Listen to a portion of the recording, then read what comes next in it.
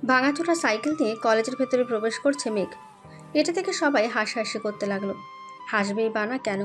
এই কলেজের সবাই বড়লোক, সবাই দামি দামি বাইক এবং গাড়ি দিয়ে চলাচল করে।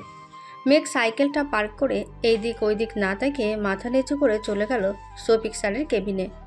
মেঘকে দেখে শফিক স্যার মুখে একটু হাসি নিয়ে বলতে লাগলো, আসামিক, তোমার জন্যই অপেক্ষা করছিলাম। তা আসতে এত দেরি হলো কেন? আসলে স্যার, আমি সাইকেল নিয়ে এসেছি। আপনি তো জানেন আমি গ্রামে থাকি। 5 কিলোমিটার সাইকেল চালিয়ে আসি প্রতিদিন এই কলেজে। আমার জন্য হোস্টেলের কোনো ব্যবস্থা করতে পারছেন নাকি? হুম, করেছি। এই নাও রোল নাম্বার। তোমার সাথে আর 3 জন থাকবে। ক্লাসে যাও, আমি তাদের সাথে পরিচয় করে দিব তোমাকে। ঠিক আছে স্যার।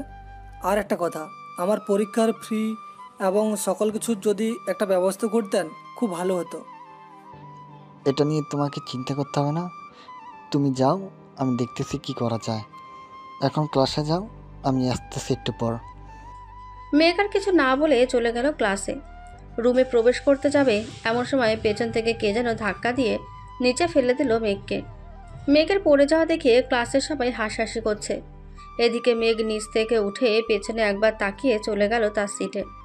শেষ বেঞ্চে একটা ছেলের সাথে বসতেই ছেলেটা বলতে লাগলো, আরে ভাই, তোমার কপাল থেকে তো রক্ত পড়তেছে। চলো তোমাকে স্যারের কাছে নিয়ে যাই, স্যার ট্রিটমেন্ট করে দেবে। না ভাই, লাগবে না। এইটুকু রক্ত গেলে কিছুই হবে না। আর এটা রোজকার ব্যাপার, শরীর থেকে রক্ত ঝরবেই। তা তুমি এই কলেজে নতুন নাকি? হুম, আমি এই কলেজে নতুন ভর্তি হয়েছি আজকে। এই মেঘ, স্যার এসেছে, দাঁড়াও।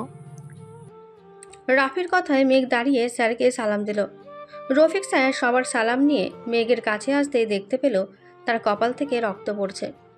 এটা দেখে রফিক স্যার মেঘকে জিজ্ঞেস করতে লাগলো, মেঘ, তোমার কপাল থেকে তো রক্ত পড়ছে। কেউ কিছু করেছে নাকি তোমাকে? না স্যার, ক্লাসে ঢোকার সময় দরজার সাথে পা আটকে গিয়েছিল। নিজেকে সামলাতে না পেরে নিচে পড়ে গিয়েছিলাম। হয়তো কিছু একটাতে লেগে কপালটা কেটে গেছে। আমার সাথে আসো, তোমার কপালে ব্যান্ডেজ করে দেই। না স্যার, এমনিতে ঠিক হয়ে যাবে। আপনি ক্লাস করান। রফিক স্যার আর কথা না বাড়িয়ে ক্লাস করাতে লাগলো। সারাদিন ক্লাস করে মেঘ তার সাইকেলটা নিয়ে যেই বাড়ির দিকে রওনা দেবে এমন সময় রফিক স্যার এসে মেঘকে বলতে লাগলো, মেঘ, কালকে সকালে কিছু নিয়ে চলে আইসো। কাল থেকে তুমি হোস্টেলে থাকতে পারবে। ঠিক আছে স্যার। আর অসংখ্য ধন্যবাদ আপনাকে, আমাকে এত বড় উপকার করে দেওয়ার জন্য। উপকার বলতেছো কেন? শিক্ষক হিসেবে এটা আমার কর্তব্য ছিল।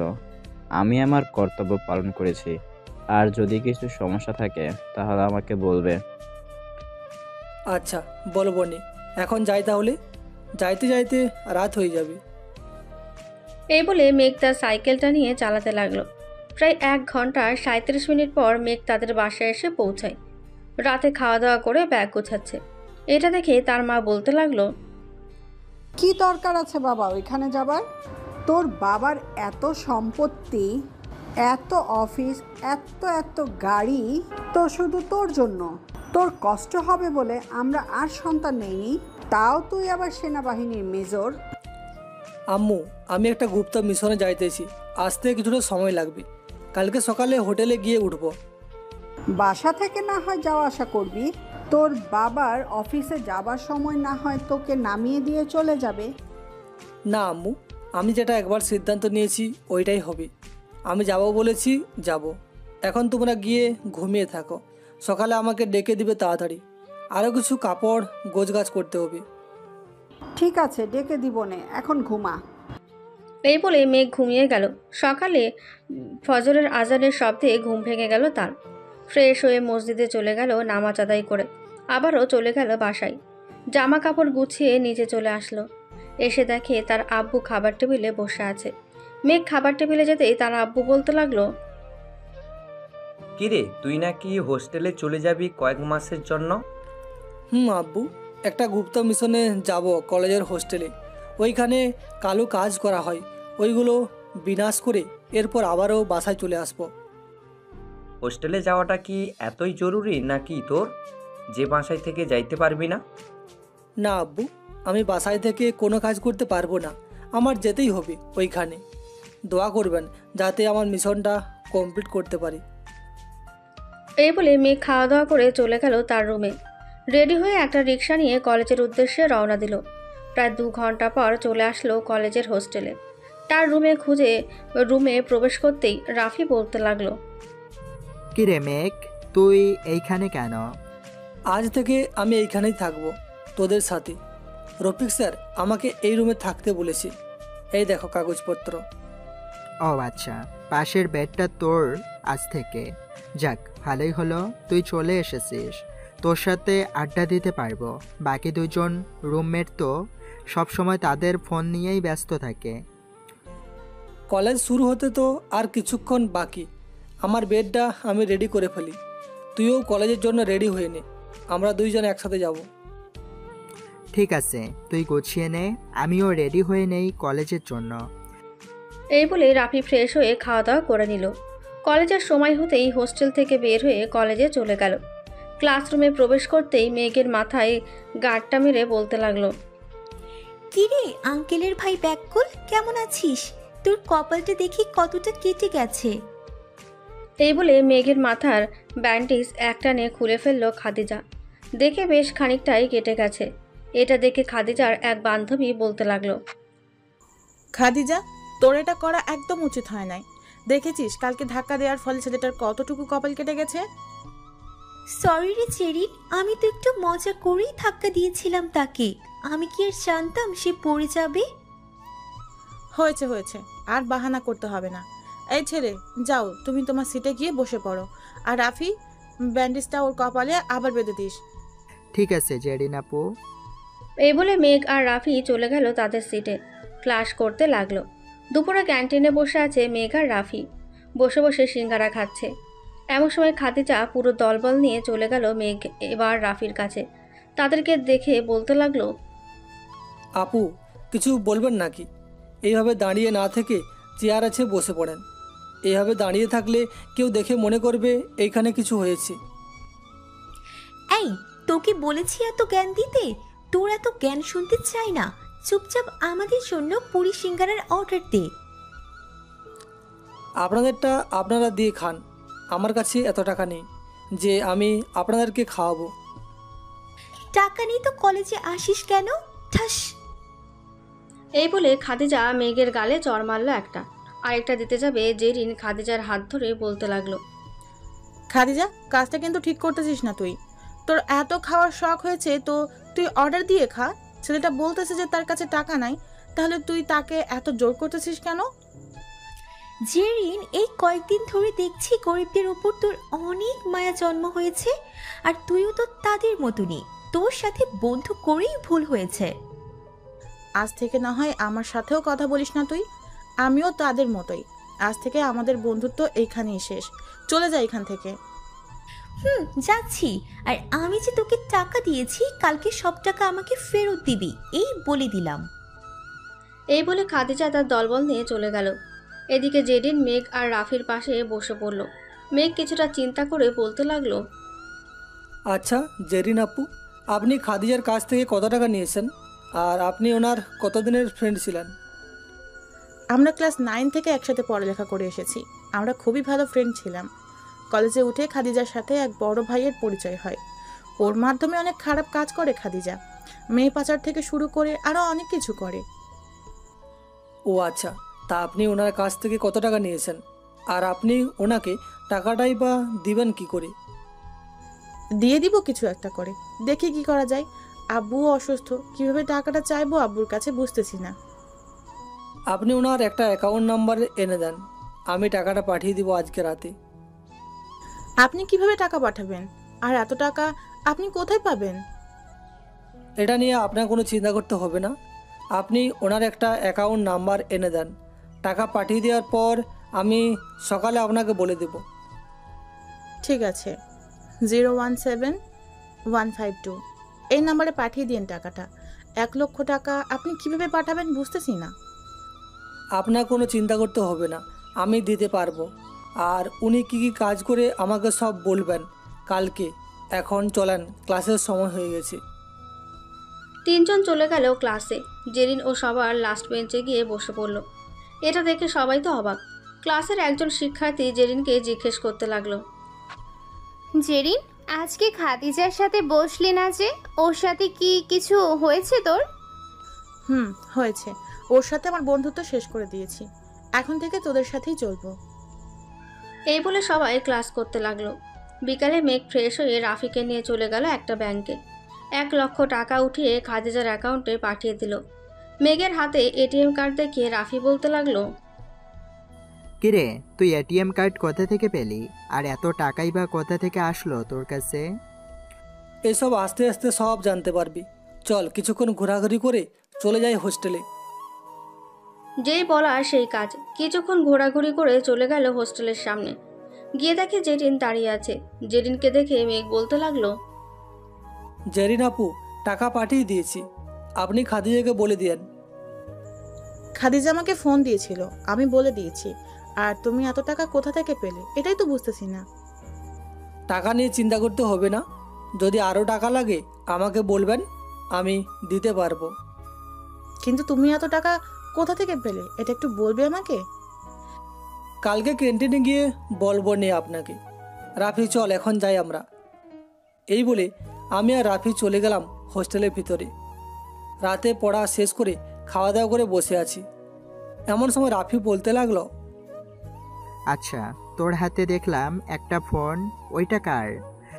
আমারই ফোন ওইটা, লাগবে নাকি তোর? আরেকটা আছে আমার কাছে, এই নে, এটা তুই রেখে দে। আর কাউকে বলবি না কিন্তু আমি যে তোকে দিয়েছি। তোকে দেখে কেমন ডাউট মনে হচ্ছে। সত্যি করে বলতো, তুই কে আর এই কলেজে এসেছিস কেন? কালকে সব বলবো, এখন ঘুমিয়ে পড়। এই বলে মেঘ আর রাফি ঘুমিয়ে গেল। সকালে ফজরের নামাজ আদায় করে ঘুমিয়ে কিছুক্ষণ ঘোরাঘুরি করলো ক্যাম্পাসে। সকাল 9টায় খাওয়া দাওয়া করে রেডি হয়ে চলে গেল কলেজে। ক্যান্টিনে বসে আছে। এমন সময় জেরিন আসলো। হেই রাফি আর মেঘ, কেমন আছো তোমরা? এই তো জেরিন আপু, আমি ভালো আছি, আপনি কেমন আছেন? আমিও আলহামদুলিল্লাহ ভালো আছি। সকালে খাদিজা আমাকে ফোন দিয়েছিল, বলেছে তার সাথে দেখা করতে। আপনার ইচ্ছা, আপনি চাইলে দেখা করতেও পারেন, আর না করতে চাইলেও ভালো। তবে আপু, আপনি ওনার সাথে বাজে কাজে যুক্ত নেই তো? আসলে মেঘ, আমিও কাজ করি ওর সাথে, কিন্তু আমি কোনোদিন টাকা নিই নাই কাজের জন্য। আমি শুধু ওর সাথে সাথে থেকেছি, আর কিছুই করি নাই। ও আচ্ছা, আর এসব বাজে কাজ করার কোনো দরকার নেই। যদি চাকরি করতে চান আমাকে বললেন, আমি আপনাকে একটা চাকরির ব্যবস্থা করে দিব। তাহলে একটা পার্ট টাইম জবের ব্যবস্থা করে দাও আমাকে, যাতে আমি আমার খরচটা চালাইতে পারি। আচ্ছা, আমি আব্বুর সাথে কথা বলে আপনাকে জানিয়ে দিব কালকে। এসব নিয়ে কথা বলছে। এমন সময় রাফির হাতে এত দামি একটা ফোন দেখে জেরিন কিছুটা অবাক হয়ে বলতে লাগলো, কি ব্যাপার রাফি, নতুন ফোন কিনেছো নাকি? দেখি ফোনটা। এই বলে রাফির হাত থেকে ফোনটা নিয়ে দেখতে লাগলো জেরিন, আর বলতে লাগলো, বাহ, তোমার ফোনটা অনেক সুন্দর। আমার যদি এমন একটা ফোন থাকতো তাহলে ভালোই হতো। জেরিন আপু, খাদিজা আসতেছে, চুপচাপ বসে থাকেন। মেঘের কথা শুনে সবাই চুপচাপ বসে রইল। খাদিজা এসে তিনজনকে এইভাবে চুপচাপ দেখে খাদিজা জেরিনকে জিজ্ঞেস করতে লাগলো, কিরে খাদিজা, কালকে তুই আমাকে কোথা থেকে টাকা এনে দিয়েছিস, আর আমাকে দেখে এইভাবে মুখ বাঁকিয়ে বসে আছিস কেন? তুই কে যে তোর সাথে আমার কথা বলা লাগবে? তোকে আমি চিনি না। খাদিজা নামের কোনো মেয়ে আমার বান্ধবী ছিল না। কালকেই তার সাথে সব সম্পর্ক শেষ করে দিয়েছি। তোর সাথে আমার কিছু কথা আছে। সকালে রুদ্র ভাইয়া ফোন দিয়েছিল, বলেছে যে আজকে আমাদের দুজনকে কলেজ শেষ করে থাকার জন্য। কি যেন বলবে। আমি আর কাজ করব না তোর সাথে। আমি এসব খারাপ কাজ করতে চাই না। প্লিজ আমাকে আর এসব খারাপ কাজের জন্য রাখবি না। শেষবারের মতো বলে দিলাম। এই মেঘ, রাফি, চলো এখন যাই আমরা। এই বলে তিনজন চলে গেল। এদিকে খাদিজা কয়েকবার জেরিনকে ডাক দিল, কিন্তু জেরিন কোনো উত্তর দিল না খাদিজার ডাকে। এদিকে তিনজন চলে গেল তাদের ক্লাসরুমে। দুপুরে ক্লাস শেষ করে ক্যান্টিনে বসে আছে মেঘ, রাফি আর জেরিন। এমন সময় রাফি বলে উঠল, মেঘ, এখন বল, তুই এত কিছু কোথা থেকে পেলি, আর তোর আসল পরিচয় কি? তোরা শুনে আবার হার্ট অ্যাটাক করবি না তো? না, তুই বল। আমি সেনাবাহিনীর মেজর, জেনারেল মেঘ চৌধুরী। চৌধুরী গ্রুপ অফ কোম্পানির একমাত্র উত্তরাধিকারী আমি। মেঘের কথা শুনে রাফি এবং জেরিন অবাক হয়ে মেঘের দিকে তাকিয়ে আছে। মেঘ ওদের এমন তাকানো দেখে বলতে লাগলো, কিরে এমনভাবে তাকিয়ে আছিস কেন? আরে বেটা, আমি তো ফান করছিলাম। আসলে আমার আব্বু গ্রামে কৃষিকাজ করে, শহরে আমাদের 2টা দোকান আছে। ওইখান থেকেই আমাকে আব্বু টাকা দেয়, আমি ওই টাকা জমিয়ে রাখি। ও আচ্ছা। মেঘ কথা বলছে এমন সময় সারি বেঁধে ক্যাম্পাসের ভেতর সেনাবাহিনীর গাড়ি ঢুকতে লাগলো। ক্যান্টিন থেকে কিছুটা দূরে গাড়িগুলো থামিয়ে একজন সেনাবাহিনীর অফিসার একটা ছেলেকে ডেকে বলতে লাগলো, এই ছেলে, এদিকে আসো তো। জি স্যার, বলেন। ইন্টার ফার্স্ট ইয়ারের মেঘ নামের একটা ছেলে আছে, তাকে ডেকে আনো। ঠিক আছে স্যার, এখনই ডেকে আনতেছি। সেনাবাহিনীর গাড়ি দেখে কলেজের ছাত্রছাত্রীরা এসে ঘিরে দাঁড়ালো। এদিকে মেঘ, রাফি আর জেরিন চলে গেল।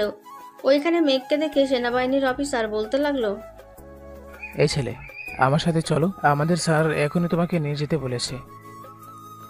কিন্তু স্যার, আমার অপরাধটা কি? আমি তো কিছু করি নাই যে আমাকে ধরে নিয়ে যাইতেছেন আপনারা।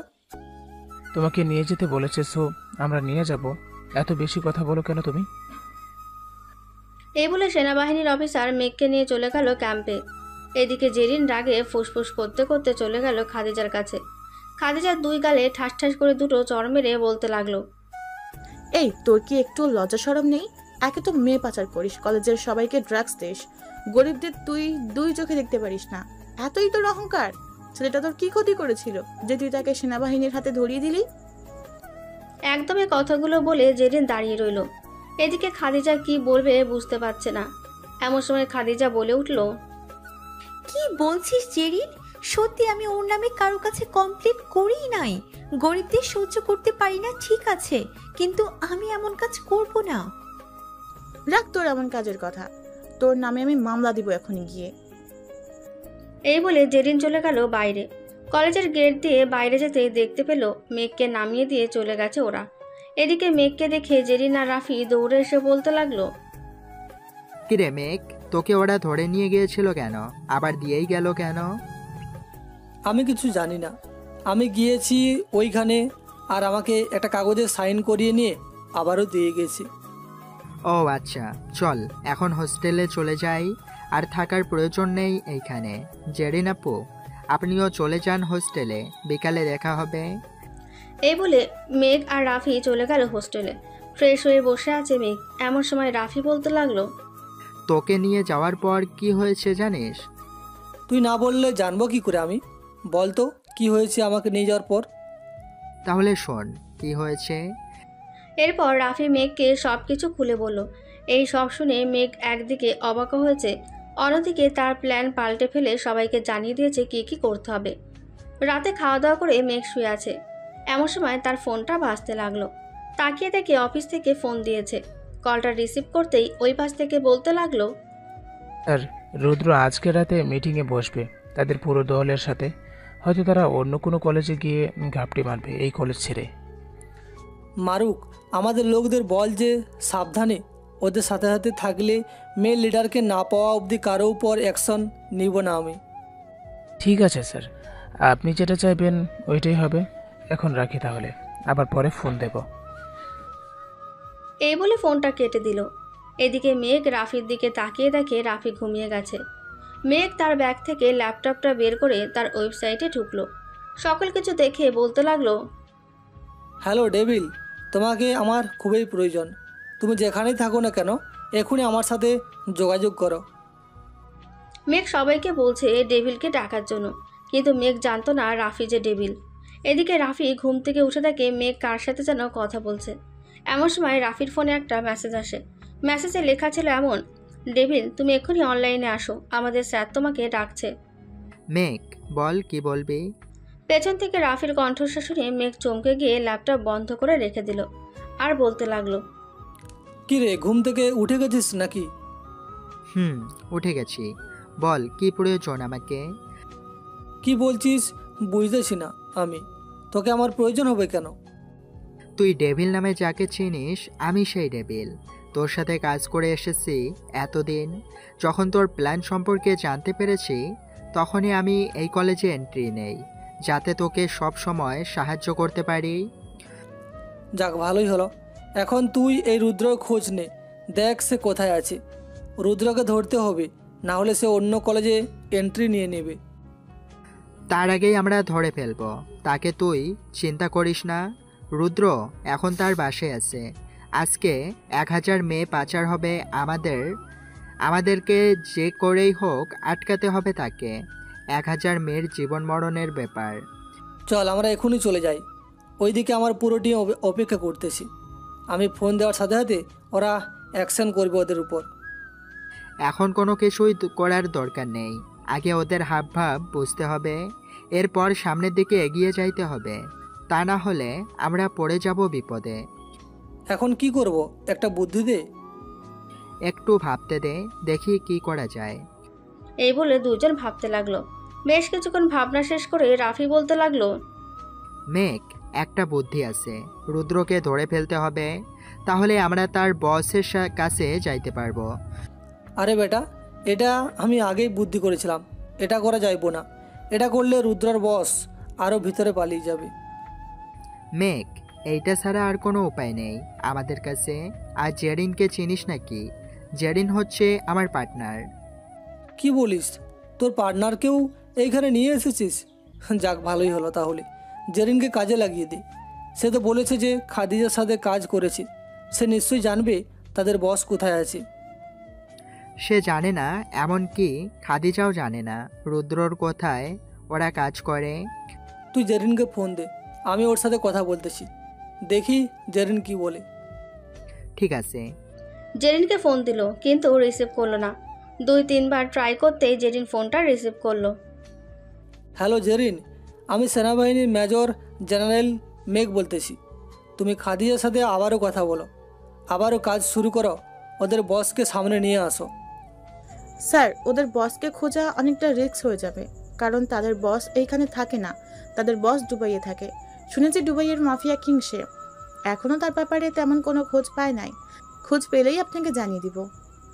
ঠিক আছে, তুমি আমাকে কালকের মধ্যে আপডেট জানাও কোথায় কি হচ্ছে সব কিছু। আজকে 1000 মেয়েকে বাঁচাতে হবে, এটা তোমার উপর নির্ভর করছে। ঠিক আছে স্যার, আমি দেখতে আসি খাদিজার সাথে কথা বলে দেখি কোনোভাবে আটকানো যায় কিনা। আটকানো গেলে আমি আপনাকে মেসেজ করে জানিয়ে দিব। ঠিক আছে, গুড লাক জেরিন। এই বলে ফোনটা কেটে দিল মেঘ। ল্যাপটপের সামনে বসে বসে দেখছে মেয়ে পাচারের গাড়িগুলো কোন জায়গায় আছে। কিছুক্ষণ পর জেরিনের ফোন কল। মেঘ ফোনটা রিসিভ করতেই ওই পাশ থেকে বলতে লাগলো, স্যার, ওদেরকে আটকাতে পেরেছি। ওরা এখন আমাদের কলেজ থেকে 200 কিলোমিটার দূরে নরসিংদী একটা শহরে আছে। ওই শহরে একটা জায়গায় আছে, ওইখানে এখন অবস্থান করতেছে। কালকে হয়তো ওদের নিয়ে যাবে। ধন্যবাদ এইটুকু ইনফরমেশন দেওয়ার জন্য। আমি বাকি কাজ করে ফেলতে পারবো। রাখছি তাহলে এখন। এই বলে মেঘ ফোনটা কেটে দিল। তার পুরো টিমকে ফোন দিয়ে ওই লোকেশনে যেতে বলল। এদিকে মেঘ আর রাফি রওনা দিয়ে দিল নরসিংদী যাওয়ার উদ্দেশ্যে। রাতে পুরো রাস্তা ফাঁকা, তাই মেঘ ফুল স্পিডে ড্রাইভ করছে। 1 ঘন্টা 25 মিনিট পর ঘোড়াশাল এসে পৌঁছায়। ম্যাপ বের করে ওই জায়গার উদ্দেশ্যে রওনা দিল মেঘ। কিছুক্ষণের মধ্যেই পৌঁছে গেল। গিয়ে দেখে তার পুরো টিম তার জন্য অপেক্ষা করছে। মেঘ গাড়ি থেকে নেমে জ্যাকেট পরে টিম গঠন করতে লাগলো। বন জঙ্গলে ঘেরা রাবান এলাকাটা, এইখানে বেশি মানুষ বসবাস করে না বললেই চলে। মেঘ সবাইকে ইশারা করতে সবাই গুলি করতে লাগলো। এদিকে মেঘ আস্তে আস্তে সামনের দিকে যাচ্ছে আর গুলি করছে। AK-47 দিয়ে গুলি করছে আর সামনের দিকে এগিয়ে যাচ্ছে। 2 ঘন্টা যুদ্ধ করার পর শত্রুপক্ষের সবাই মারা গেল। এদিকে মেঘ তার টিমের কাছে গাড়িটা দিয়ে চলে গেল তাদের হোস্টেলে। সকাল 10টা। মেঘ আর রাফি বসে আছে ক্যান্টিনে।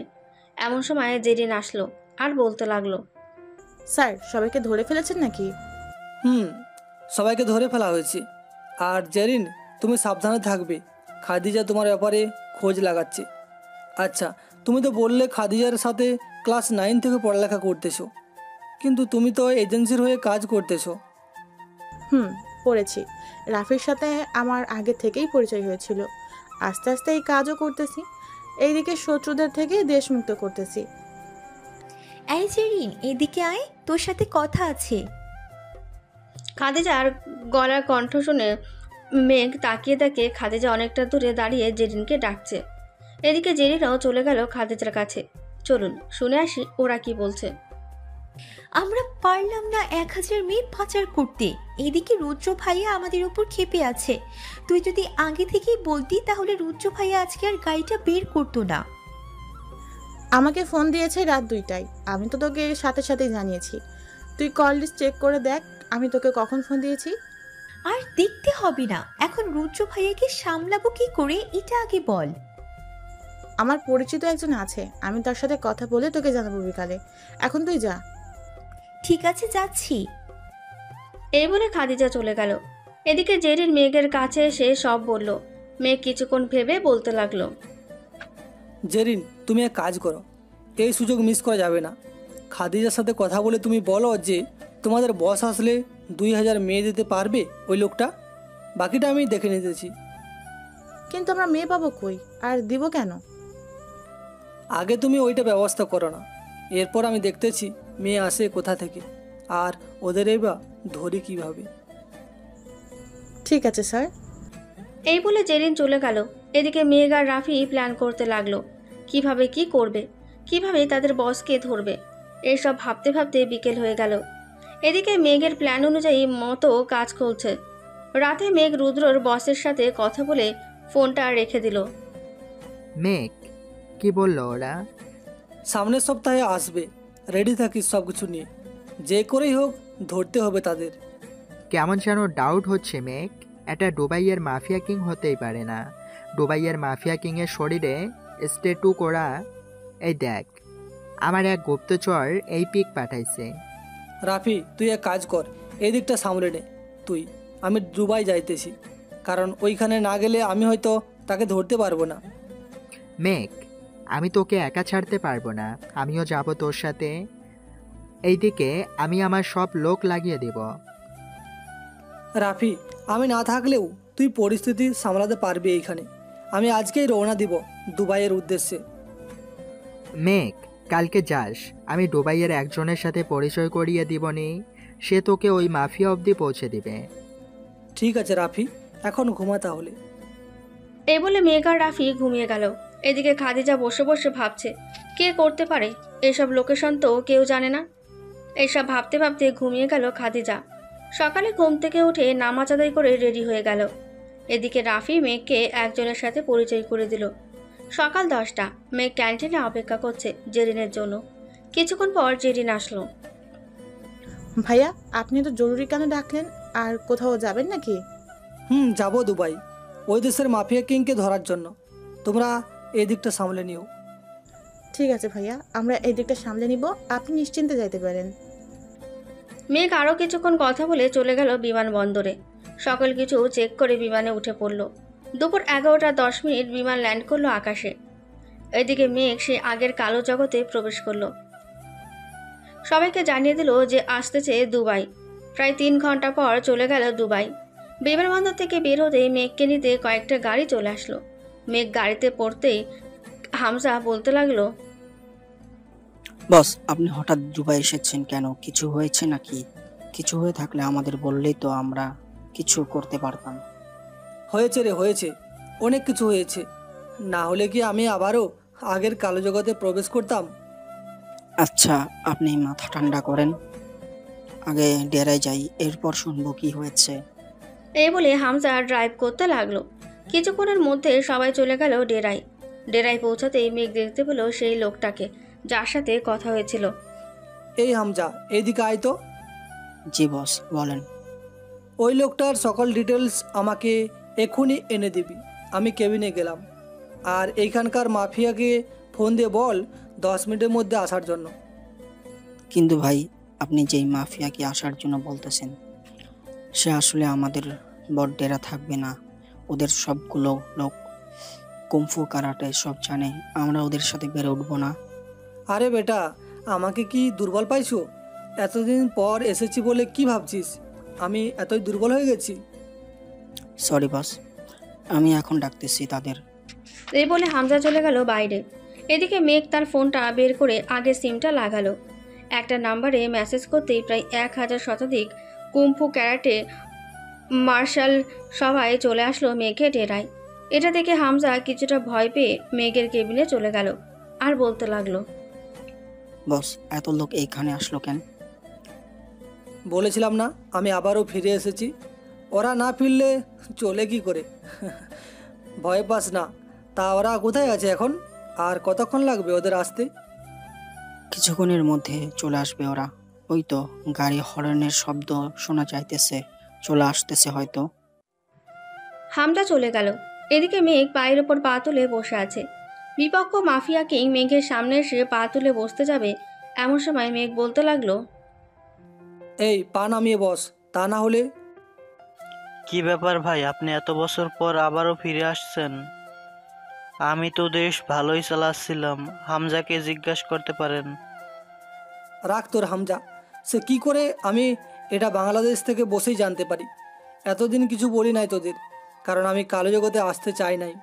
তুই আবারও আমাকে এই কালো জগতে এনেছিস, তোর কি করব বুঝতে পারছিস? ভাই আমাকে মাফ করে দেন, আমি সব হামজার কথাই করছি। আপনি বিশ্বাস না করলে এই ভিডিওটা দেখতে পারেন, এখানে সব কিছুর প্রমাণ আছে। এই বলে এরিক্স মেঘের হাতে ফোনটা দিয়ে দিল। মেঘ ভিডিওটা দেখে হামজার কাছে গিয়ে তার মাথাটা 2 হাতে চেপে ধরে দিল সজোরে ঘোরায়। হামজার ঘাড় কড়মড়িয়ে উঠল, সাথে সাথে হামজা মারা গেল। এটা দেখে এরিক্স কিছুটা ভয় পেয়ে বলতে লাগলো, বাবা ভাই আমাকে মাফ করে দেন, আমি অনেক বড় ভুল করছি। আমি আর কোনো মেয়ে আনবো না বাংলাদেশ থেকে, এমনকি বাহিরের দেশ থেকেও মেয়ে আনবো না। ভুলের ক্ষমা হয়, অন্যায়ের কোনো ক্ষমা হয় না কখনোই। আজ থেকে না তো থাকবে এই দুবাইয়ের কোনো মাফিয়া, না তো থাকবে কোনো বাদশা। এই বলে এরিক্সের মাথা ধরে মটকে দিল মেঘ। এরিক্সের যতগুলো লোক ছিল সবাই ভয়ে পালিয়ে গেল। জীবন বাঁচলে খেটে খাওয়া যাবে, এসব জোরে জোরে দৌড়াচ্ছে আর বলছে, এই কে কোথায় আছিস রে, তাড়াতাড়ি এদিকে আয়। জি বস বলেন। আজ থেকে থাকবে না কোনো বাদশা, থাকবে না কোনো মাফিয়া কিং এই দুবাইয়ে। তোরাও কারো হয়ে কাজ করতে হবে না। আমি নতুন অফিস খুলেছি, ওইখানে কাজ করবি। আর যে নিজেকে মাফিয়া মনে করবে এইভাবে তার ঘাটটা মটকে দিবি। ঠিক আছে বস, তবে এখনও তো আপনি আসল মাফিয়া কিংকে মারেন নাই। এই দুবাই শহরে আরও 3 জন মাফিয়া কিং আছে, সবগুলো মাফিয়া কিন্তু এই হামজার কথা শুনে কাজ করত। আমরা যদি আপনাকে কিছু বলতে চাই তখন আমাদের মারার ভয় দেখায়, এমনকি 2 জনকে মেরেও ফেলেছে এই হামজা। কি তোমরা আমাকে আগে বলো নাই কেন? তাহলে তো এই কুত্তার বাচ্চাটাকে দিয়েই আমি আরও 3 জন মাফিয়া কিংকে আনতে পারতাম। বস হামজার ডান হাত আছে, সে রাতে আসবে হয়তো, তার কানে এখনো পৌঁছায় নাই এই কথা, আর পৌঁছাবে না আশা করে। আসুক, ওই শালাকেও দেখতেছি একবার, শুধু বাগে পাই, এরপর দেখাবো কত ধানে কত চাল। এই বলে মেঘ ফ্রেশ হয়ে খাওয়া দাওয়া করে নিল। খাওয়া দাওয়া শেষ করে বসে বসে সবার সাথে কথা বলছে। এমন সময় হামজা ডান হাত ডেরার ভেতরে প্রবেশ করলো। হামজাকে না দেখতে পেয়ে বলতে লাগলো, এই হামজা ভাই কোথায়, একটু ডাক দে তো, ওনার সাথে জরুরি কথা আছে।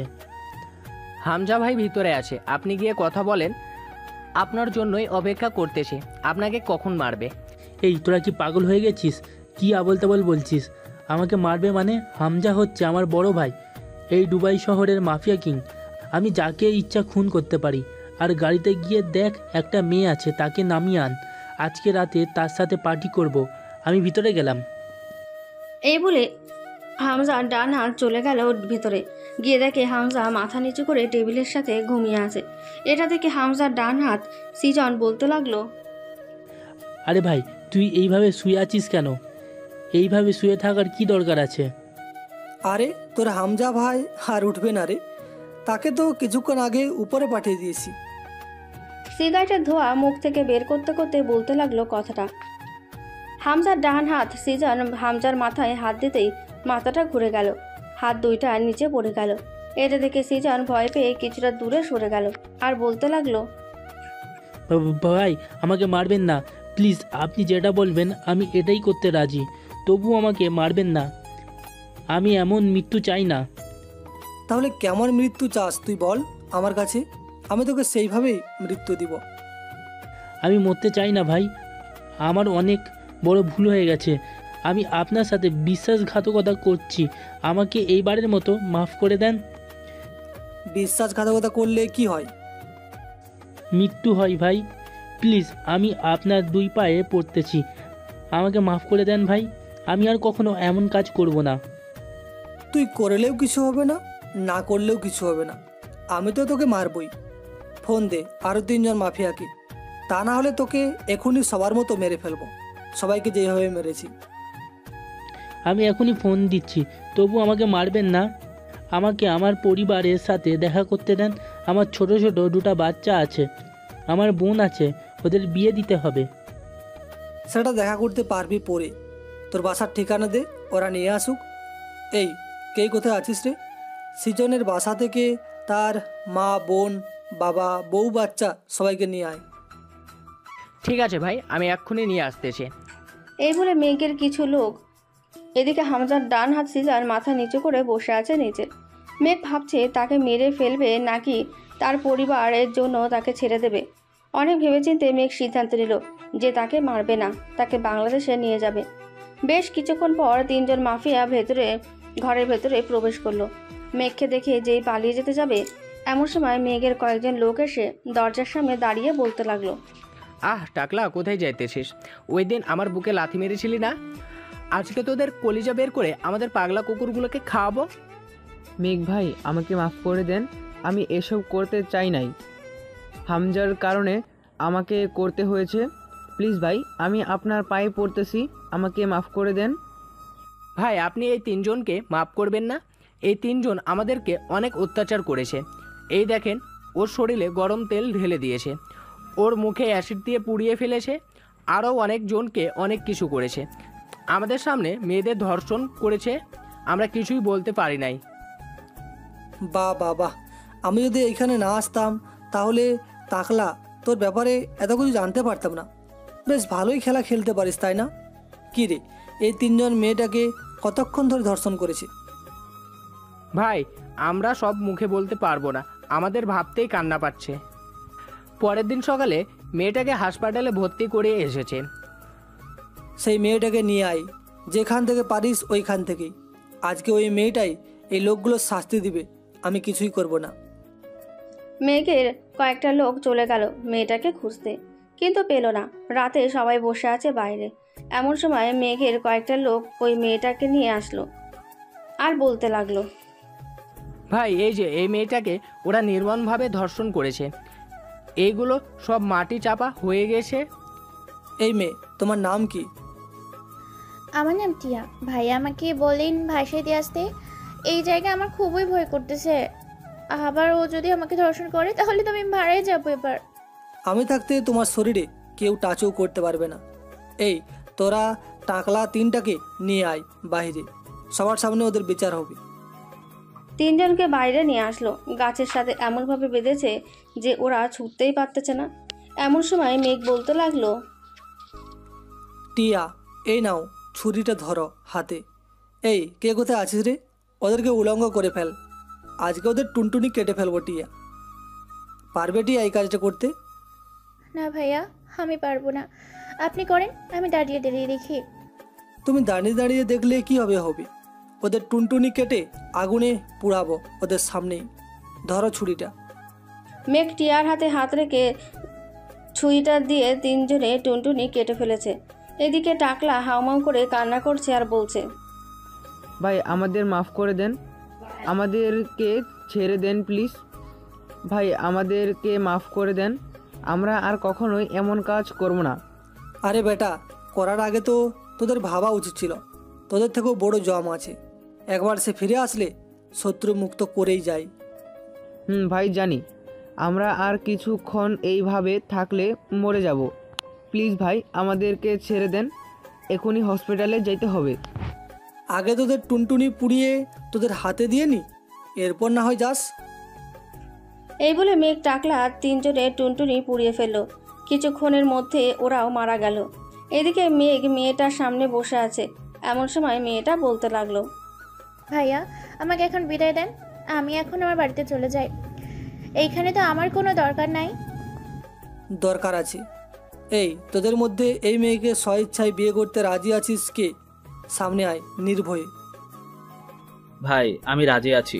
সুমন তুমি এখানে? টিয়া, আমি এইখানে ভাইয়ের হয়ে কাজ করি আরো আগে থেকেই। আমি তোমাকে বিয়ে করতে চাই টিয়া, প্লিজ মানা করো না। সুমন আমি দোষিত একটা মেয়ে, আমাকে বিয়ে করে তুমি সুখী হতে পারবে না, তার চাইতে তুমি অন্য কোনো মেয়েকে বিয়ে করে সুখে থাকবে। আমার অন্য কোনো মেয়েকে লাগবে না, আমার তোমাকে লাগবে। আমি তোমাকে ভালোবাসতাম, এখনো ভালোবাসি। টিয়া মানা করো না, সুমন ভালো একটা ছেলে, তোমাকে সুখে রাখবে। এই কে কোথায় আছিস রে? যা একটা কাজই ডেকে আন, আজকে ওদের বিয়ে দিয়ে দেবো। ঠিক আছে ভাই, যাইতেছি। এই বলে কয়েকজন লোক চলে গেল। দেখতে দেখতে দুবাইয়ে 5 দিন কেটে গেল।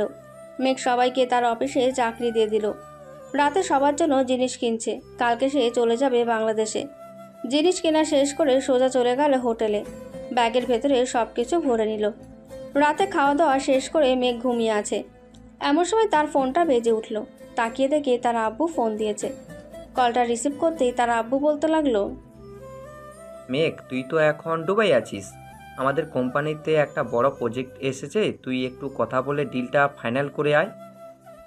ঠিক আছে আব্বু, আর কোন কোম্পানির সাথে ডিল করতে হবে আমাকে বলো, আমি সকালে করে চলে আসব। MK গ্রুপ অফ কোম্পানির সাথে কালকে ডিল আছে। ঠিক আছে, আমি কথা বলে নিব নে তাদের সাথে, কোনো চিন্তা করো না। এখন রাখছি তাহলে।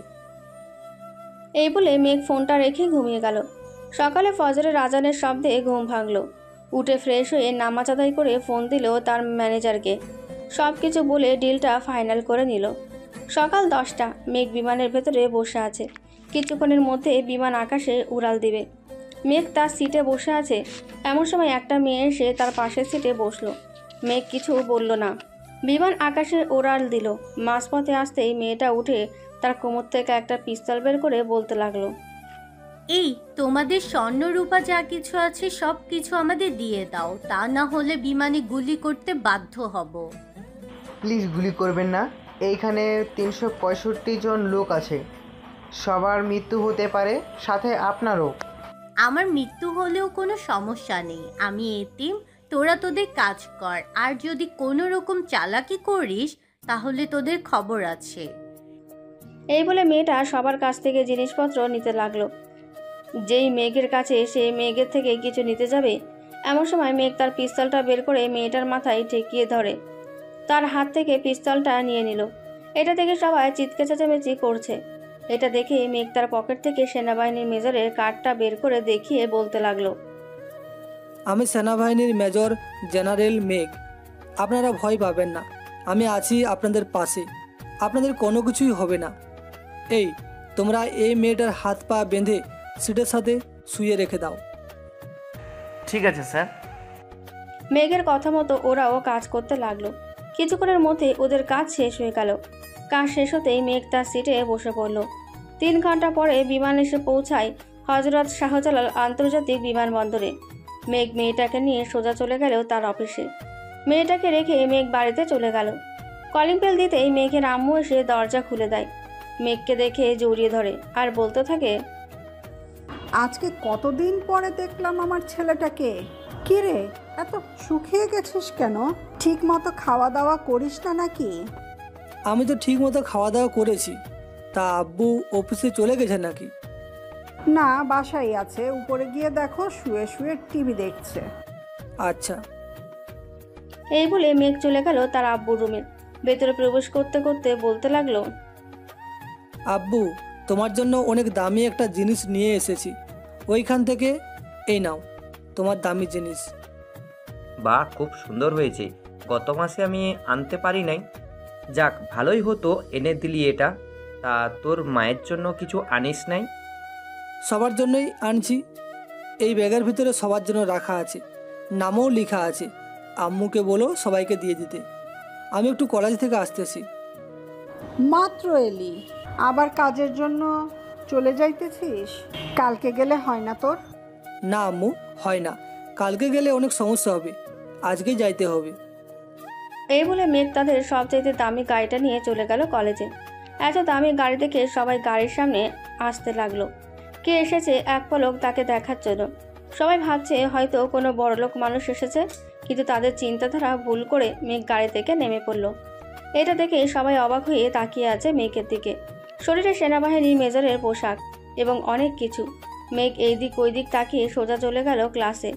মেঘকে দেখে সবাই অবাক, সবচেয়ে বেশি অবাক হয়েছে খাদিজা। মেঘ রফিক স্যারকে বলতে লাগলো, রফিক স্যার, জেরিন এবং রাফিকে একটু বাইরে পাঠিয়ে দিতেন, ওদের সাথে জরুরি কিছু কথা ছিল। আর এখন কার কার কাছে ফোন আছে সবাই সবার ফোনগুলো বের করে রফিক স্যারের টেবিলে রাখো।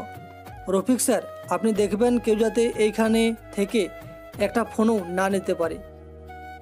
ঠিক আছে মেঘ। মেঘ জেরিন আর রাফিকে নিয়ে চলে গেল। ক্যান্টিনে বসে কথা বলছে, এমন সময় জেরিন বলে উঠল, ভাইয়া, আপনি এত বড় মাফিয়াকে মারলেন কি করে, তাও আবার 1 সপ্তাহের মধ্যে? এটা তো আমার বাঁয়ে হাত কা খেল। আচ্ছা, রুদ্র কোথায় আছে? এই কয়েকদিনে মেয়ে পাচার করেছে নাকি? না, করে নাই। আর রুদ্রকে কারা যেন খুন করেছে, এখনো কোনো সন্ধান পায় নাই কে খুন করেছে। সবাইকেই তো মেরে দিয়েছি, রুদ্রকে মারবে কি? আচ্ছা জেরিন, তুমি খাদিজাকে ডেকে আনো, ওনার সাথে কথা বললেই বুঝতে পারবো কারা মেরেছে রুদ্রকে। ঠিক আছে, একটু বসেন, আমি ডেকে আনতেছি। এই বলে জেরিন চলে গেল। এদিকে মেঘ রাফির সাথে অন্য আরেকটা প্ল্যান করছে। কিছুক্ষণ পর জেরিন আর খাদিজা আসলো। মেঘের দিকে ছলছল দৃষ্টিতে তাকিয়ে আছে খাদিজা। বসান এইখানে, আপনার সাথে অনেক কথা আছে। খাদিজা বসে পড়ল। এদিকে মেঘ খাদিজার চোখের দিকে তাকিয়ে বলতে লাগলো, আমি যা যা প্রশ্ন করব আপনি সবগুলো প্রশ্নের উত্তর আমার চোখের দিকে তাকিয়ে দিবেন। আর যদি একটা প্রশ্নের উত্তর ভুল হয়, বুঝতেই পারছেন আমি কি করতে পারি। আর আমার আসল পরিচয় জেনে গেছেন হয়তো। কি প্রশ্ন করবেন করেন। রুদ্র ভাইয়াকে আমি নিজেই খুঁজছি, তাকে গত 5 দিন ধরে খুঁজে পাওয়াই যাচ্ছে না। কি করব আমি কিছুই বুঝতে পারছি না। অন্যান্য দেশের মাফিয়ারা আমাকে চাপ দিচ্ছে। আজকে রাতে সকল মাফিয়াদের ফোন দিয়ে দেশে আনেন। ওরা দেশে আসলে আমরা ওদের উপর অ্যাকশন নিতে পারবো। ঠিক আছে, আমি বলছি তাদেরকে আসার জন্য। এই বলে খাদিজা উঠে চলে গেল ক্লাসে। কিছুক্ষণ পর সকল দেশের মাফিয়াদের ফোন দিয়ে বলে দিল আসার জন্য। রাত প্রায় 12টা, সবাই চলে এসেছে। এদিকে মেঘ বসে আছে সবার সামনে। এমন সময় রাফি বলে উঠল, স্যার, আপনি বাইরে যান, আমি ওদেরকে একটু দেখে নিতেছি। ওদেরকে একটু সাইজ না করলে চলবে না। আমাদের কি সারপ্রাইজ করবি? আমরা তোদের সারপ্রাইজ করব। এই ধর বেটাকে। এই বলে যেই মেঘকে ধরতে যাবে, এমন সময় মেঘ তাদের একজনের মাথায় ধরে ঘাড় মটকে দিল। সাথে সাথে রাফির লোকেরা ভয় পেয়ে তাদের জায়গায় বসে পড়ল। রাফিও কিছুটা ভয় পেল, তবুও সাহস হারালো না। এখন বলেন কার কি বক্তব্য? আশা করি আমাকে চিনে ফেলেছেন। আমি সেনাবাহিনীর মেজর ঠিকই, কিন্তু আমার আরেকটা পরিচয় আছে। এই দেখেন তো এদের চিনেন কি না। আরে এটা তো হামজা। ওর এই অবস্থা তুই করেছিস তাই না? এই বেটা, গলা নামিয়ে কথা বল, তা না হলে এইখানেই গলা রেখে পালাতে হবে দূর আকাশে। মেঘের এমন হুমকি মার্কা কথা শুনে ওরা আরও ভয় পেয়ে গেল। এদিকে রাফিও ভয় পেয়েছে অনেক, তাই সে চলে গেছে বাইরে। এখন বল হারুন, তোর বক্তব্য। এই কয়েক বছরে কতগুলো মেয়ে নিয়েছিস তোর দেশে? আর ওরা কি এখনও জীবিত আছে নাকি মারা গেছে? আমি যাদের নিয়েছি ওরা সবাই জীবিত আছে। ওদের দিয়ে আমি কাজ করাই। আমার অফিস আছে ওইখানে, 3 বেলা খাবার দিই, এর বিনিময়ে ওরা কাজ করে দেয়। ও আচ্ছা, তুই এখন তোদের লোকদের বল সবাইকে নিয়ে আসতে। একটা লোকও যাতে ওইখানে না থাকে, আর যদি থাকে তোরও একই অবস্থা করবো ওই ছেলেটার মতো। কেউ থাকবে না। হারুনের লোকেরা চলে গেল। এদিকে মেঘ বাকিদের সাথে কথা বলছে। প্রত্যেক মাফিয়ারা যাদেরকে ধরে নিয়ে গেছিল সবাইকে ফেরত দিয়ে দিয়েছে। সবাই তো ফেরত দিয়ে দিয়েছে, এবার না হয় আমাদের ছেড়ে দে, আমরা চলে যাই আমাদের রাস্তা নাই। আর কোনোদিন মেয়ে নিয়ে যাওয়ার কথাও বলবো না তোকে। বলতে হবে না, মুখে উচ্চারণ করার সাথে সাথেই তোদের ঘাড় মটকে দিব। আজ থেকে তোরা জেলে থাকবি। এ রাফি, ওদের সবগুলোকে জেলে নিয়ে যাও, সাথে খাদিজাকেও নিয়ে যাও। আদালত যেই শাস্তি দিবে ওদের ওইটাই করতে হবে তাদের।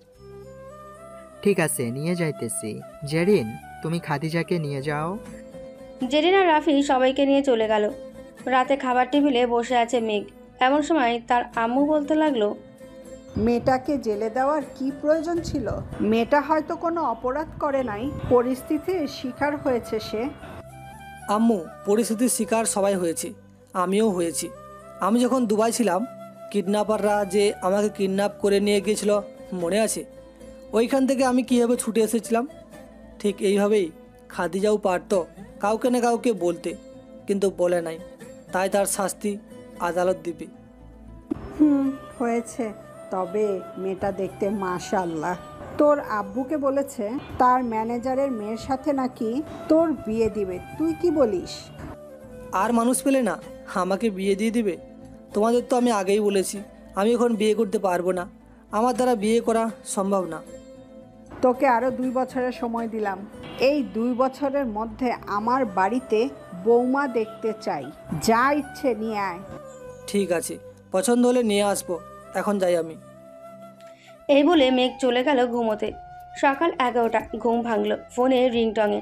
তাকিয়ে দেখে 120+ মিস কল রাফির। মেঘ ফোনটা বের করতেই রাফি বলতে লাগলো, এতক্ষণ লাগে ফোনটা রিসিভ করতে?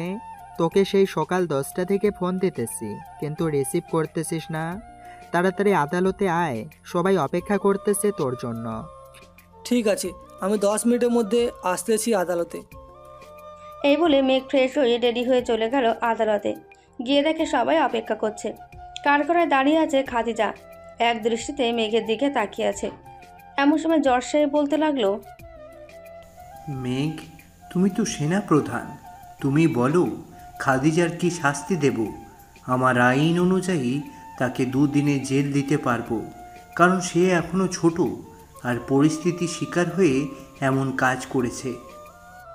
স্যার, আপনি যেটা বলেছেন এটা ঠিক, কিন্তু স্যার ওনাকে জেলখানায় না রাখলেই ভালো হয়, কারণ উনি একটা মেয়ে। আমি চাই না উনি জেলখানায় থাকুক। ঠিক আছে খাদিজা, তুমি 2 দিন থানায় গিয়ে হাজিরা দিয়ে আসবে, তাহলেই হবে। আর তোমাকে যেতে হবে না কোথাও। মেঘ, তোমাকে অসংখ্য ধন্যবাদ দেশকে বাঁচানোর জন্য। ধন্যবাদ আমাকে একা দিলে হবে না, সবাই ধন্যবাদ পাও না। মেঘ রাফি আর জেরিনকে নিয়ে চলে গেল একটা রেস্টুরেন্টে। খাওয়া দাওয়া করে চলে গেল বাসায়। দেখতে দেখতে কেটে গেল 3টি মাস। রাতে মেঘ তার রুমে শুয়ে আছে। এমন সময় রাফির ফোন কল। ফোনটা রিসিভ করতেই ওই পাশ থেকে রাফি বলতে লাগলো, মেঘ, সামনের শুক্রবার আমার বিয়ে, তোর দাওয়াত রইল, আসবি কিন্তু তুই, আমি অপেক্ষায় থাকবো। তোর বিয়ে আর আমি যাব না, এটা কোনো কথা হলো? আচ্ছা, কালকে দেখা কর, কথা আছে তোর সাথে। আবারও 2টা মিশন করতে হবে আমাকে। আচ্ছা, কালকে সকাল 10টায় খাই রেস্টুরেন্টে দেখা করবি তুই, এটাই শেষ কথা। ঠিক আছে, ফোন দিস সকালে, আমি তো আবার ঘুম পাগল জানিসই। আচ্ছা দিবনি, রাখছি এখন। এই বলে রাফি ফোনটা কেটে দিল। এদিকে মেঘ তার ফোনটা বের করে ফেসবুকে ঢুকলো। প্রায় 1 মাস পরে ছোট্ট একটি গল্প লিখে আপলোড করে ঘুমিয়ে গেল। সকালে ঘুম ভাঙলো তার মায়ের ডাকে। তাকিয়ে দেখে 7টা 50 বাজে। মেঘ ঘুম ঘুম চোখে বলতে লাগলো, কি হয়েছে আম্মু, এত সকাল সকাল ডাকতেছো কেন? ডাকবো না তো কি করব? পড়ে পড়ে ঘুমাচ্ছ? ওই দিকে কত সাংবাদিক নিচে এসে বসে রয়েছে, সেই দিকে খবর আছে তোর? হঠাৎ তো সাংবাদিক আসলো কেন? আমি যাব কি করে? তোর আব্বু তো আজকে তাড়াতাড়ি বেরিয়ে গেছে, তুই একটু নিচে গিয়ে দেখ তো কেন এত সাংবাদিক এসেছে। ঠিক আছে আম্মু, দেখতেছি আমি, তুমি তোমার রুমে যাও। এই বলে মেঘ হালকা ফ্রেশ হয়ে চলে গেল নিচে। গিয়ে দেখে অনেক সাংবাদিক বসে আছে। তাদেরকে দেখে মেঘ বলতে লাগলো, কি ব্যাপার সাংবাদিক ভাইরা, আপনারা এত সকালে, তাও আবার আমার বাসার সামনে? আসতে হলো, আপনি নাকি বলেছেন সন্ত্রাসীদের ছেড়ে দেওয়ার জন্য। আমি কেন বলতে যাব তাদেরকে ছেড়ে দিতে? আপনারা পাগল হয়ে গেছেন মনে হয়। তাহলে এই লেখাগুলো কার হাতে লেখা? এইখানে পোস্ট আপনার হাতে সাইন, লেখাগুলো আপনার মতো। সরি, এটা আপনাদের ভুল ধারণা। এই লেখাগুলো আমার না, এই লেখাগুলো ডান হাত দিয়ে লিখেছি আর আমি বাম হাত দিয়ে লিখি। এই দেখেন আমার হাতের লেখা, এই লেখার সাথে মিলে নাকি? লেখার সাথে তো মেলে না, কিন্তু এই সাইন তো আপনার, তাই না? সাইন আমার। যে কেউ নকল করতে পারবে। এটা ডিজিটাল যুগ, কম্পিউটার দিয়ে সব করা সম্ভব। আপনারা এখন যান, বিকালে আপনাদের জানিয়ে দিব কে এই লেখাগুলো লিখেছি। ঠিক আছে, আমরা এখন চলে যাইতেছি। ভালো থাকবেন, বিকালে দেখা হচ্ছে আপনার সাথে। এই বলে সাংবাদিকরা চলে গেল।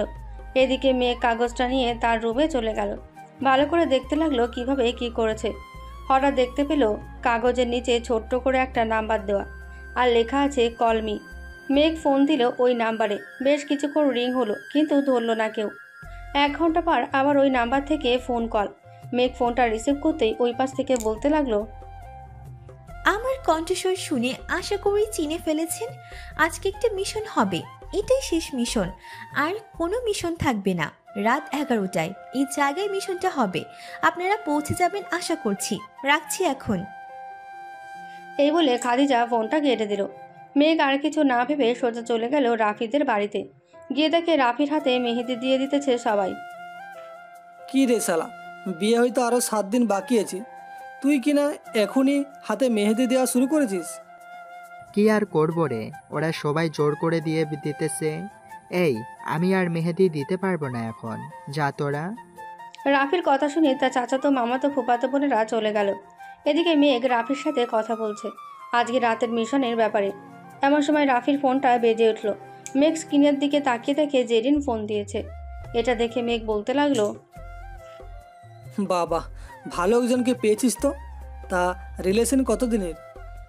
বেশি না, 3 বছর। ওরে শালা, তলে তলে টেম্পু চালাও আর আমাকে বলো প্রেম করে না। যাক, ভালোই হলো, অনেকদিন পর কারো বিয়ে খেতে পারবো। এসব বলতে চেয়ে মেঘ বিকালে চলে গেল ক্যাম্পে। গিয়ে তার প্ল্যান মোতাবেক কয়েকজনকে কিছু ট্রেনিং দিয়ে আবারও চলে আসলো বাসায়। রাত প্রায় 11টা। সবাই বসে আছে জঙ্গলের একটা ঝোপে। এমন সময় দেখতে লাগলো কয়েকটা গাড়ি আসছে। গাড়িগুলো মেঘদের সামনে আসতেই মেঘ বন্দুকে সাইলেন্সার লাগিয়ে গুলি করতে লাগলো গাড়ির টায়ারগুলোতে, যাতে গাড়ির সামনে আর না এগিয়ে যেতে পারে। হঠাৎ গাড়ির টায়ার ফুটোর শব্দ হলো। গাড়ির ড্রাইভার নিচে নেমে দেখে টায়ার ফুটে গেছে। আর একটু পর ফুটাতে পারলে না, শালার কপালটাই খারাপ। বসকে ফোন দেই, বলি এখানে আসার জন্য। এই বলে গাড়ির ড্রাইভার তার বসকে ফোন দিয়ে বলে দিল এইখানে আসার জন্য। বেশ কিছুক্ষণ পর কয়েকশত লোক আসলো। গাড়ি থেকে মেয়ে নামানোর কাজে ব্যস্ত হয়ে পড়লো ওরা। এদিকে মেঘ সবাইকে ইশারা করতে গুলি করতে লাগলো। সবাই আস্তে আস্তে জঙ্গলের ভেতর থেকে বের হয়ে ওদের সামনে চলে গেল। মেঘ তবিরের মাথায় বন্দুক ঠেকিয়ে বলতে লাগলো, কি রে তবির, তোকে এর জন্য জেল থেকে ছেড়ে দেওয়া হয়েছে নাকি? ভালো কাজের জন্য ছেড়ে দেওয়া হয়েছিল তোকে, কিন্তু তুই কিনা আবারও সেই খারাপ কাজ করতেছিস। ভাই, আমাকে মাফ করে দেন, আমি আর কোনোদিন এমন কাজ করব না। প্লিজ ভাই, আমাকে মাফ করে দেন। আমি তোর কোন কালের ভাই লাগি বল যে তোকে মাফ করব? আমি মাফিয়া গ্যাং ছেড়ে দিয়েছি আরও অনেক আগেই। যদি মাফিয়া থাকতাম এখন তাহলে তোর সাথে এত কথা বলতাম না। এই, তোমরা সবাই এই শালাকে নিয়ে যাও, আর কয়েকজন গাড়িগুলো নিয়ে যা, আমি আসতেছি। এই বলে মেঘ বাইক নিয়ে চলে গেল নদীর পাড়ে। এসে থেকে রাফি একা একা দাঁড়িয়ে আছে। রাফিকে এত রাতে নদীর পাড়ে দেখে বলতে লাগলো, কি রে, তুই এত রাতে নদীর পাড়ে কি করিস? চল বাসায় যাই। মেঘ, আমি তোর থেকে অনেক ছোট্ট, সবাই আমাকে কত কিছু বলতেছে জানিস। তুই একটা বিয়ে করে নে প্লিজ বন্ধু। আচ্ছা যা, কথা ছিল তোর বিয়ের 7 দিন পর আমি বিয়ে করব। এখন খুশি তো? অনেক খুশি, চল এখন। এই বলে মেঘ আর রাফি চলে গেল বাড়িতে। এদিকে মেঘ বাসায় পৌঁছে তার মাকে বলতে লাগলো, আম্মু, আমার বিয়ের জন্য মেয়ে দেখো তোমরা, আমি বিয়ে করতে রাজি আছি। হঠাৎ মেঘের মুখে এমন কথা শুনে সবাই চমকে গেল। এদিকে মেঘের আম্মু মেঘের কপালে শরীরে হাত দিয়ে দেখতে লাগলো জ্বর এসেছে কিনা। মানুষ জ্বরের ঘরে তো অনেক কিছুই বলে থাকে। আম্মু, আমার কিছুই হয় নাই, আমি সত্যি সত্যি বলতেছি, আমার জন্য মেয়ে দেখো, আমি বিয়ে করতে রাজি আছি। মেঘের আব্বু তোমার ম্যানেজার? এর সাথে কথা বলো। তা মেঘ বিয়ের ডেট কবে ফাইনাল করতে বলবো? সামনে শুক্রবারে ফাইনাল করতে বলো। কালকে তো রাফির বিয়ে, সবাইকে দাওয়াত দিয়েছে। কার্ড দিয়ে গেছে আমাকে। মেঘ রাতে খাওয়া দাওয়া করে চলে গেল তার রুমে। বিছানায় শুয়ে পড়তে ঘুম চলে আসলো তার। সকাল 10টা। এমন সময় মেঘের ফোনটা বাজতে লাগলো। ঘুমো ঘুমো চোখে ফোনটা তুলতেই ওপাশ থেকে রাফি বলে উঠল, এই শালা, কোথায় আছিস রে? 10টার উপরে বাজে। তোকে বলেছিলাম 7টার সময় আমাদের বাসায় থাকতে, আর তোর কি না এখনো আসার নামগন্ধ নেই? আরে শালা আসতেছি তো, ফোনটা রাখ, 1 ঘন্টার মধ্যে আসতেছি। এই বলে মেঘ বিছানা থেকে উঠে ফ্রেশ হয়ে চলে গেল নিচে। গিয়ে দেখে সবাই রেডি হয়ে বসে আছে। মেঘ তার আম্মু আব্বুকে নিয়ে চলে গেল রাফিদের বাড়িতে। এদিকে মেঘ রাফির রুমে প্রবেশ করতেই দেখতে পেল তাকে সাজিয়ে দিতেছে আরও কয়েকজন বন্ধু। মেঘও তাদের সাথে সাহায্য করতে লাগলো। জুমার নামাজ আদায় করে রাফিকে নিয়ে চলে গেল বিয়ে বাড়িতে। গেটের সামনে সবগুলো আটার বস্তা দাঁড়িয়ে আছে, মানে রাফির শালিকারা দাঁড়িয়ে আছে, কিন্তু মুখে এত আটা ময়দা মেখেছে যে তাদেরকে আরও সুন্দর দেখাচ্ছে। এমন সময় কিছুটা দূরে মেঘের চোখ পড়ল। একটা বোরকা পরা মেয়ে দাঁড়িয়ে আছে। মেঘ মেয়েটাকে একবার দেখে রাফিকে জিজ্ঞাসা করতে লাগলো, কি রে রাফি, ওই মেয়েটা কে রে? আমি জানবো কিভাবে? হয়তো জেরিনের চাচাতো বোন বা মামাতো বোন হবে। ও আচ্ছা। গেটের কাজ শেষ করতে সবাইকে ভেতরে ঢুকতে দিল। মেঘ রাফিকে নিয়ে চলে গেল স্টেজে। সবাই বসে আছে। এমন সময় রাফির শালীরা খাবার দিয়ে চলে গেল। সবাই ভরপুর মজা করে খাচ্ছে। খাওয়া দাওয়া শেষ হতেই কাজী এসে বিয়ে পড়িয়ে দিয়ে চলে গেল। রাত প্রায় 4টে। রাফি তার বউকে নিয়ে গাড়িতে বসে আছে। মেঘ ড্রাইভ করছে। আরে এত কান্না করতেছো কেন? যখন ইচ্ছা তখনই যাইতে পারবা তোমাদের বাড়িতে, এইখানেই তোমাদের বাসা। তুমি যদি মেয়ে হইতা তাহলে বুঝতা কেন কান্না করতেছি। হয়েছে, আমার লক্ষ্মী বউ কান্না করে না আর। রাফির এমন কথা শুনে মেঘ অট্টহাসি দিয়ে উঠল আর বলতে লাগলো, বাহ বাহ, বেশ ভালো শিখেছিস তো। ভালোই হলো, আমারও শিখতে হবে 2 বা 3 দিনের মধ্যে। এই বলে মেঘ ড্রাইভ করতে করতে চলে গেল রাফিদের বাসায়। রাফিকে নামিয়ে দিয়ে মেঘ সোজা চলে গেল তাদের বাসায়। রাত প্রায় 12টা। মেঘ বিছানায় শুয়ে আছে। এমন সময় তার ফোনে একটা মেসেজ আসলো খাদিজার নাম্বার থেকে। বাহ, আপনাকে মাশাআল্লাহ অনেক সুন্দর লাগছিল আজকে। আপনাকে যে পাবে সেই ভাগ্যবতী হবে। এতটুকু লেখা পড়ে মেঘ আর কোনো রিপ্লাই না দিয়ে ঘুমিয়ে পড়ল। সকালে উঠতেই দেখতে পেল বাড়িঘর সাজাচ্ছে। মেঘ বাড়িতে না থেকে চলে গেল রাফিদের বাড়িতে। বিকাল পর্যন্ত মজা করে চলে আসলো বাসায়। দেখতে দেখতে কেটে গেল 6টি দিন। রাতে মেঘ বিছানায় শুয়ে আছে। এমন সময় তার আব্বু এসে বলতে লাগলো, মেঘ, বাড়ি সাজানোটা তোর মনের মতো হয়েছে তো? তুই যেইভাবে বলেছিস ওইভাবে সাজিয়েছি। আব্বু, অনেক সুন্দর হয়েছে বাড়ি সাজানোটা। আর তোমার সাথে আমার কিছু কথা আছে, কি হবে যে বলি? বলে ফেল, কি বলবি? এইখানে তোর আর কেউ নেই। আসলে আব্বু, আমি তো একটা কাজ করে ফেলেছি। কি এমন করেছিস বল তো আমাকে। আসলে আব্বু, MK গ্রুপ অফ কোম্পানিকে তো চিনোই, দেশের 5 নম্বরে আছে। তো কি হয়েছে? তাকে কি কখনো দেখেছো নিজ চোখে? না, তাকে কখনোই দেখি নাই। দেখার ইচ্ছা ছিল অনেক, কিন্তু সময় পাই নাই। তবে এই সব তুই আমাকে বলতেছিস কেন? তোমাকে বলতেছি কারণ আজকে দেখাবো তাকে। চলো আমার সাথে। এই বলে মেঘ তার আব্বুকে নিয়ে আয়নার কাছে চলে গেল আর বলতে লাগলো, আব্বু দেখো তো আয়নাতে লাল গেঞ্জি পরা কাকে দেখতে পারতেছো? এখানে তুই ছাড়া তো আর কেউ নেই। কেউ নেই। তার মানে আমি MK গ্রুপ অফ কোম্পানির মালিক। এই নাও আমার সকল মেডেল, তাও তোমার হাতে দেওয়া আমাকে। মেঘের আব্বু অবাক দৃষ্টিতে তাকিয়ে আছে তার ছেলের দিকে। কি বলবে কিছুই বুঝে উঠতে না পেরে তার ছেলেকে জড়িয়ে ধরলো আর বলতে লাগলো, তুই যে কবে এত বড় হয়ে গেছিস আমি ভাবতেই পারি নাই। যাই হোক, ভালোই হলো। সকাল তো হয়ে গেছে, আর ঘুমিয়ে কি করবি? চল আজকে আমরা 2 জন একসাথে নামাজ পড়ে আসি মসজিদ থেকে। চলো। এই বলে মেঘ এবং তার আব্বু চলে গেল নামাজে। দেখতে দেখতে দুপুর 12টা। মেঘ বিয়ের সাজে রেডি হয়ে বসে আছে রাফির অপেক্ষায়। রাফি আসতেই তাকে নিয়ে চলে গেল নামাজে। নামাজ আদায় করে আসতেই মেঘের আব্বু বলতে লাগলো, মেঘ তাড়াতাড়ি যা, ওরা সবাই তোদের জন্য অপেক্ষা করতেছে। কাজীও চলে এসেছে। যাইতেছি আব্বু, এত পাগল হলে চলে?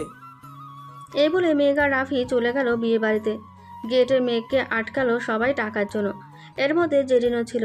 এটা দেখে মেঘ রাফির কানে কানে বলতে লাগলো, কি রে, এইখানে জেরিন আসলো কি করে? ওর চাচাতো বোন, ওর সাথে তোর বিয়ে হচ্ছে, তো জেরিন থাকবে না এখানে। ও আচ্ছা। খাওয়া দাওয়া শেষ করতেই কাজী এসে বিয়ে পড়িয়ে দিয়ে চলে গেল।